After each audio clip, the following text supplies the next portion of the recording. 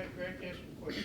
Well, Coach, new to the program, how accustomed are you getting, comfortable system-wise, just being in West Virginia? How's it going? It's going great. Very comfortable. I'm acclimated. Got a place. Got my local watering hole down, so that's all that really matters. Enjoying this ride. I enjoy the journey. That's the part I thrive on. Getting better every day. The fundamentals, the techniques, all the things that come accompanied with building a championship running back room and program. You're kind of a clean slate. All the guys you got really don't have a lot of familiar, as Cam does from before, but kind of a clean slate, right, with your guys? Yeah, Cam has a little bit, having been with the Tricketts. But, yeah, I mean, it's a completely new room. I enjoy that, too. We kind of learned it all together, you know what I mean, took it step by step. There was no, this is what we did last year, this is what, everything was, hey, this is what I know, so this is what you guys are going to know. So everything was fresh, and the guys have taken to that approach pretty well, and in my mind, they've done a great job of assignment football. That's the easy part. Assignment football is the easy part. It's not what we get paid to do. We as coaches got to be great teachers and teachers of the fundamentals. Anybody can put stuff on the board and say, here's what you do. They should be doing that themselves. You go to the NFL, they give you an iPad, and they tell you to learn the offense and come in the next day. But that's not coaching. Coaching is teaching these young men the fundamentals and techniques that go along with those assignments. To Cam's, very productive back. He's the leading rusher coming back. Is there any deposits in the bank because of what he did there and what he's done over the time? Absolutely. He's played in a game and at this level, which is more than everybody else in the room can say. So, he's our experienced guy. He's our veteran. I can tell him something one time, and he pretty much gets it. So that in itself is leadership. The other guys see that, oh, okay, Cam's picking this up, and then they try to do it. So, having Cam in the room is a tremendous blessing. Glad I went out and got him a lot. It really pays off right now because everybody else in that room is new. So that's the challenge. What's he do best, in your opinion? He does everything well. Yeah. Yeah, he Press really blocks, does. the whole. He does everything well. Yeah. He's got great patience in the run game, great vision. He can catch the ball. He can block. He can do it all. And so his versatility is definitely in Coach Rod's offense has been a nice added dimension. What makes you feel that he's ready to continue at his same pace in the Big 12? I don't really know what the same pace is. You know what I mean? Production, maybe. Well, again, Irrelevant. yeah, we're a little bit different than what they were last year. This is Coach Rod's offense, so I do expect obviously productivity from that position and from him. But it's a collective effort running the football here, as you guys well know, under Coach Rod. All 11 members are involved. Whether you're O-line blocking or the receivers blocking on the perimeter or receivers running the ball and O-line blocking or whatever. So we all have to be good at our jobs. We have to be good at the fundamentals, blocking for us offensively as well as running. With that being said, how do you match up with Coach Trey? What's it like working with him, and how do your run game concepts match? They match up. I do exactly what he's asking me to do. One of the reasons I think that, I've had such a long, productive career is I'm a football coach. I played O-line in college. My mentor, a guy by the name of Dan Roshar, who's the O-line coach at the Bears, once told me a long time ago that, hey, if anybody ever asks you what kind of coach you are, you tell them you're not an O-line coach, you're a football coach. And he himself, he played quarterback in college. And so, that in itself has kind of helped me throughout my career do a multitude of things because I'm a football coach. I teach fundamentals. That is my strong suit. I'm a fundamental teacher, and I kind of lean on that in every position I've ever coached.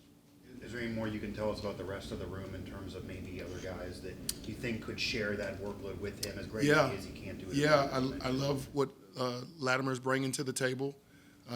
He is conducting himself like a veteran, having an older brother that's played collegiate football, obviously played for Coach Rod at Jacksonville State as well. He's showing him how to be a pro, and in everything that he does. I'm not saying he's perfect by any stretch of the imagination, but he's definitely conducting himself like a veteran. From the work that he does in the training room. I go check on our guys in the training room in the mornings, and he's not even injured, and he's in there doing, stuff to make sure he stays healthy.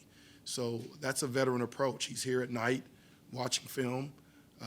That's a veteran approach, and so that's really good to see from a freshman. You don't see that very often. I've had maybe one other true freshman in all my years of coaching running backs, which is a lot, conduct themselves that way and be as well-rounded as he is. And I'm pretty pleased with him right now and what he's bringing to the table. Take us into your background a little bit. I know your playing career ended with an injury, so did that sort of spur you into coaching to stay in football? How did you get into coaching? And then you said you coach, but offensive line to running back is an unusual coaching move. So how did all this happen? It is unusual, or is it? It is. At least from my perception. Well, if you listen to Andy Reid talk, I think he said long ago that if you can coach O-line, you can coach any position. Not only did I play O-line, but I coached O-line with my mentor when I was at Northern Illinois. And for 3 years, had a really good O-line there, and had running backs, a guy by the name of Michael Turner, later on Garrett Wolf, and there were some really good players. P.J. Fleck was a wide receiver that played for us there. Thomas Hammock was a running back that played for us there. So that was my first full-time job, and yes, my coaching career started when I was at the University of Texas. I had a career-ending arrhythmia, and just like everything that's gone on in my life, as one door closes, God has opened up another door for me. Almost simultaneously, and that was the case with football coaching. I'd never really been interested in coaching football, but my O-line coach at the time said, "Hey, you're one of my only returning lettermen, one of my only guys that got reps as a redshirt freshman, and I'd love for you to come out and help me coach." And I started doing it, and here I am today. That was in '94.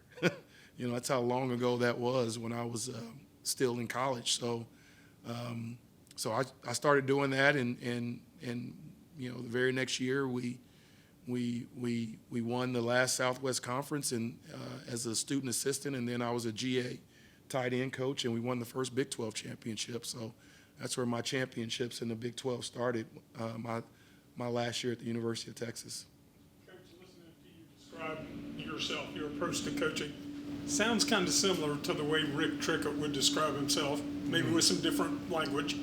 But given that, plus what we just heard from you about running back, offensive line, does that really help build some of the things that you all have to put together to be successful? Absolutely. And I can't speak for Coach Rod, but I think one of the reasons why he wanted a veteran in this position is so that cohesiveness would transition really easily. He didn't want to have to worry about the running backs, the O-line.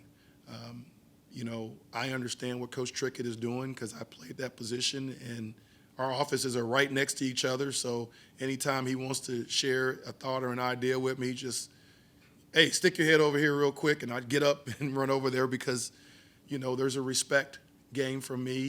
He's a legendary O-line coach. I understand that, being a former O-lineman. Sometimes I actually kind of jump when he's yelling because I feel like it's my old O-line coach getting on my tail a little bit. But I enjoy. I think it's a privilege to be out there with a guy like that and putting this thing together and trying to do some of the things that we're trying to do offensively from a run game perspective as well as a protection perspective. So it's pretty easy for us that way. I know what he's doing. I've played in a lot of offenses, different styles, you know, whether it be the Gus Malzahn offense of Auburn or Lincoln Riley at Oklahoma. You know what I mean? I've had a lot of different offenses that I've been a part of, and so there's not much out there that I haven't done already and done at a high level. When you're at a new school and you're going about building and connecting with your players in your room, how do you go about approaching that, being a veteran coach? Well, I think you first have to, you know, make sure they understand that you love them. You can coach any player as hard as you want to if they know you love them. And I think I try to impress upon them, this is what God has called me to do. God has called me to be a leader of men in my room and provide, you know, that perspective from them. Not that I'm perfect, you know, because I'm far from it, but I do impart upon them, you know, what it takes to be successful in life and to try to be a good human, as well as be, you know, linear focus, hey, be in line with exactly what comes from the top all the way down. And so I think that in itself has really helped me as a coach. And one of the things I think people really appreciate about me being here is I spent a year in Pittsburgh working for a guy by the name of Mike Tomlin, who worked for a guy named Tony Dungy, which is where he kind of got this philosophy from. He said something one day to me at work when I was there, just an intern running back coach, and he put a little note on my desk one day, and man, when I tell you it lifted me up, I'm just telling you I was fired up, you know. Since you've been here, you've been a rock star, building relationships in the building. I still remember it to this day. And so he got that from Dungy, where he said one day later on, I learned this, that Dungy used to sit outside and think about what can he do each day to lift people in the building up, to bring, you know, something to them. You know, didn't have to always be a coach. It could be, you know, the cafeteria people or, you know, your administrative assistants or whoever, the trainers, the managers. So I live that life every day here. I try to pick the people up that I'm around, and I want to, you know, try to encourage people, and I try to encourage my players every day. Okay, thank you very much, Coach. Thank you, guys.